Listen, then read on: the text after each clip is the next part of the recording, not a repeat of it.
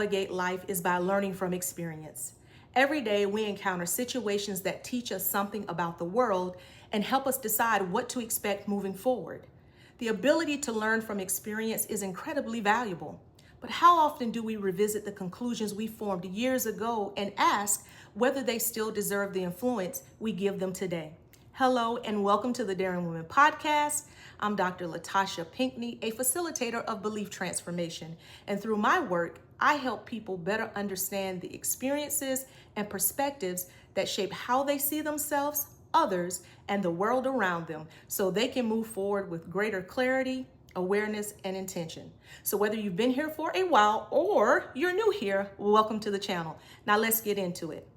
One of the realities of being human is that we are constantly trying to make sense of our experiences. Life presents us with situations that require interpretation, whether we realize it or not. Something happens and we immediately begin assigning meaning to it. We decide what something says about the world, about other people, and often about ourselves. This process begins long before we have the language to describe it. I've frequently spoken on this subject that as children, we are exposed to circumstances that we do not always fully understand.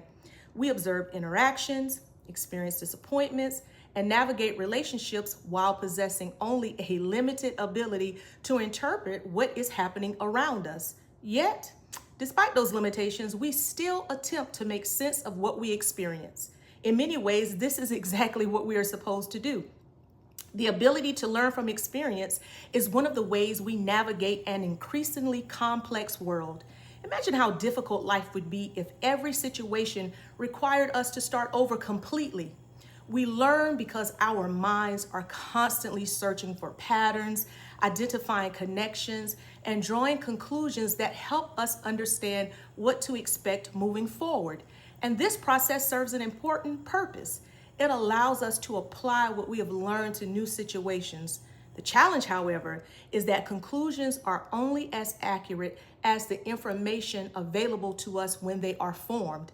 An adult looking back on a childhood experience often sees things very differently than the child who originally lived through it. With time comes greater perspective, allowing us to make sense of things that were difficult to interpret when we were younger. As children, however, we rarely have that advantage.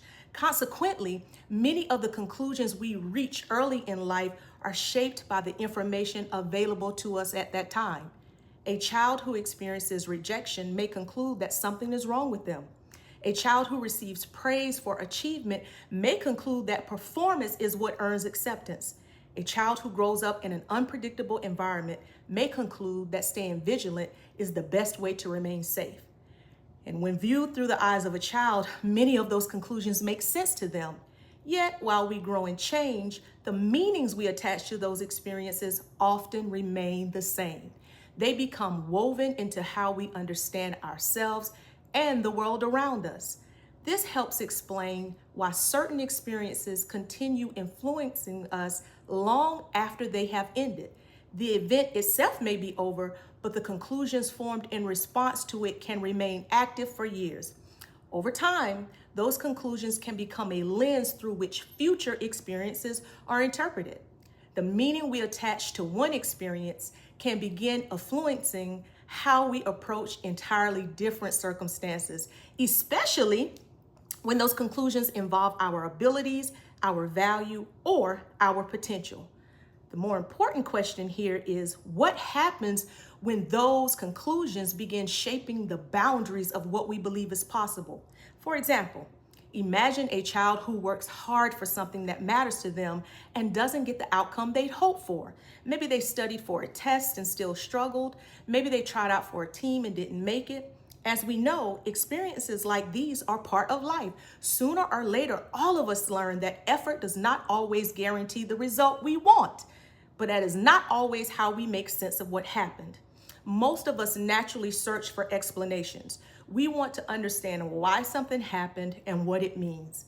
As a result, we often move beyond the event itself and begin drawing conclusions about what the event says about us. For me, one of those experiences happened in the 6th grade. Many of you may be familiar with the Gifted and Talented program, a school program designed for academically advanced students. I wasn't entirely sure of everything the program involved. All I knew was that I desperately wanted to be a part of it. Truthfully, I was mainly interested because they got to take fun trips, and what kid wouldn't want to be a part of that? Participation was based on academic performance, and I worked extremely hard to meet the requirements, yet in the end, I wasn't selected. I remember falling 2 points short in handwriting, which left me just shy of making the honor roll. What I also remember is looking at the handwriting of other students in the program and thinking there was no way mine was worse than theirs.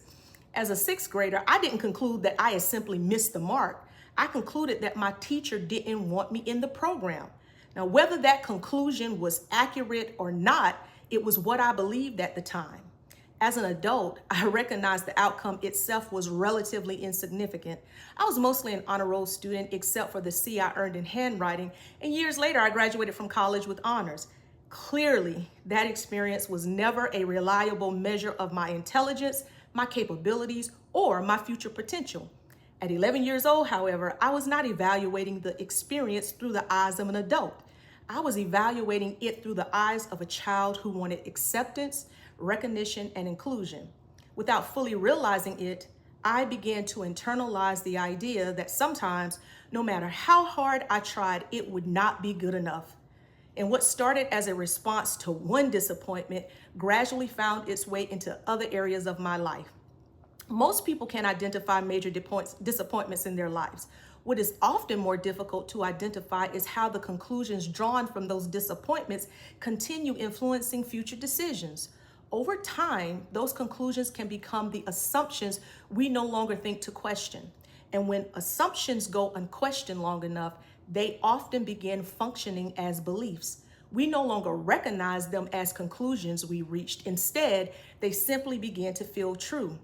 Whether it is the belief that acceptance must be earned, that worth is tied to performance, or that our abilities are more limited than they actually are, these beliefs can gradually shape how we approach relationships, evaluate opportunities, and interpret our own potential without fully recognizing their influence. In each case, the limitation is no longer the original event. The limitation is the conclusion that remained after the event ended. And because those conclusions often operate beneath our awareness, they can be difficult to recognize for what they are. That was certainly true in my own life. For years, I carried assumptions about myself that shaped what I believed was possible for me. When people think about self-doubt, they often focus on the lack of confidence it produces. But what is less obvious are the assumptions that may be fueling that lack of confidence. Self-doubt often grows out of the assumptions we carry about ourselves, our abilities, and what we believe is possible for our lives. For me, self-doubt was never the result of a single experience. As is often the case, it developed gradually through the accumulation of experiences and the conclusions I drew from them over time. Each conclusion may have seemed small on its own, but together they began shaping how I viewed myself and my abilities. For someone who often questioned whether I was good enough, those conclusions carried more weight than I realized. Over time, they quietly influenced how I showed up in the world and how willing I was to trust what I carried. What makes this especially interesting is that many of those doubts were not rooted in a lack of ability. Even now, when it comes to the work I am doing today, I have been creating content for years, whether sharing videos here on YouTube or through my writings on other platforms. Yet despite all of that, it still took time for me to fully step into a calling that had long been overshadowed by doubt. The hesitation was not because I had nothing to offer. It was because I questioned whether people were interested in what I had to say and whether what I carried had value. How often do we accept a conclusion as the truth about who we are or what we are capable of without ever questioning it? How often do these old conclusions continue shaping new decisions? And how often do we allow past experiences to define what opportunities we are willing to pursue today? Those questions matter because the conclusions we carry do more than help us understand the past. They often influence how much of the future we believe is available to us. This is one of the reasons beliefs can become so influential in our lives. Over time, what began as an attempt to make sense of an experience can begin shaping how we understand ourselves, other people, and what we believe is possible.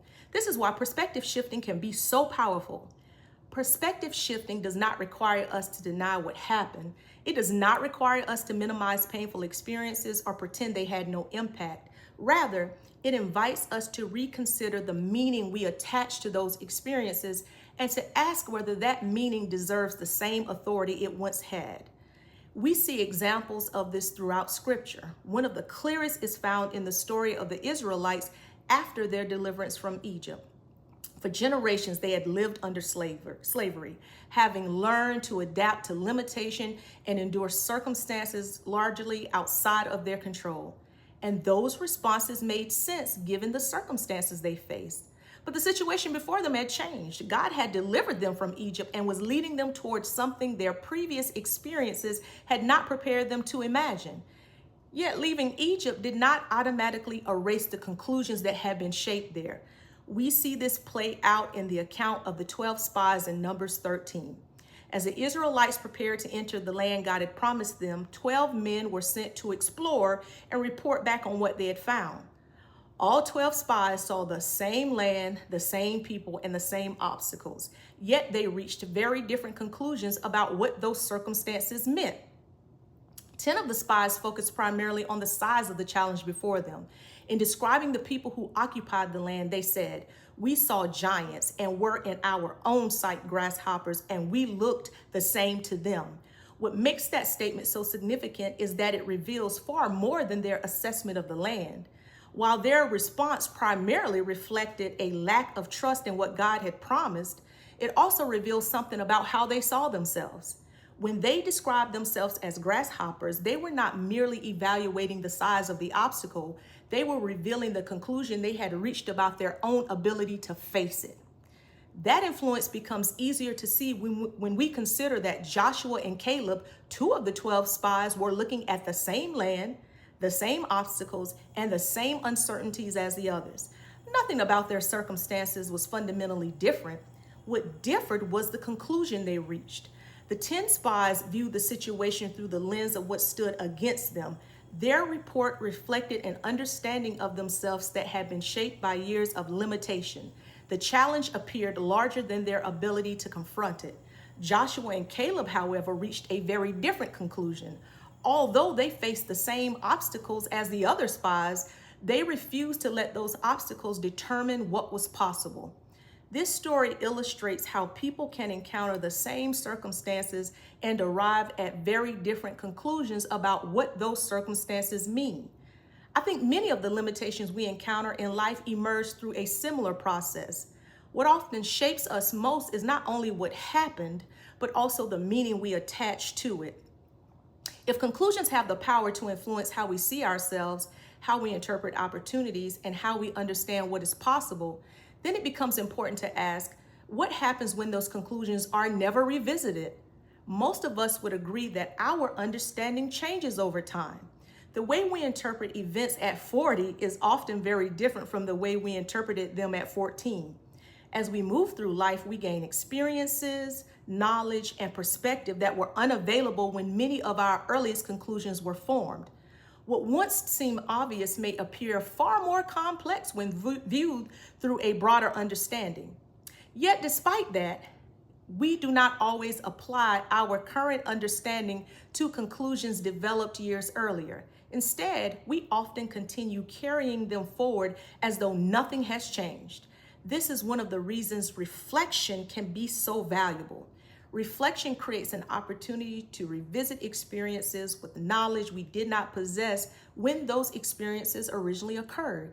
It allows us to ask whether the meaning we attach to an event was the only possible interpretation or simply the interpretation that made the most sense given what we knew then. Many of the conclusions we carry were formed under circumstances that no longer exist. Yet, because they were formed so early or carried for so long, we may never stop to consider whether our current understanding still supports them. Perspective shifting is not about replacing every uncomfortable belief with a more pleasant one. It is about considering whether a conclusion deserves continued influence over our lives and how we understand ourselves. This process requires a willingness to reflect on our assumptions honestly and ask whether what we came to believe is actually true. I think this is especially important when we think about the conclusions that shape identity. Many people spend years attempting to improve confidence, increase motivation, or change behavior without ever considering the beliefs operating beneath those efforts. Yet behaviors rarely exist in isolation. They are often connected to assumptions about who we are, what we deserve, what we are capable of, and what we should expect from life. And when those assumptions go unexamined, the behaviors connected to them often remain difficult to change. In many cases, the difficulty is not a lack of discipline or desire. The challenge is that the underlying conclusion continues influencing how people interpret themselves and their circumstances. This is why understanding the origins of our beliefs matters so much. Because before meaningful change can occur, there is often a need for greater clarity about the experiences that shaped us, the beliefs that emerged from those experiences, and whether those beliefs still deserve the authority we continue giving them. That realization has caused me to think differently about many of the limitations people carry.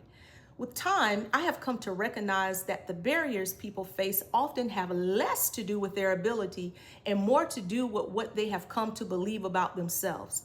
That does not mean every conclusion is wrong, nor does it mean every belief requires revision. What it does mean is that understanding ourselves requires more than remembering what happened. It also requires examining the conclusions we drew about what happened and considering whether they continue to reflect the fullest understanding available to us today.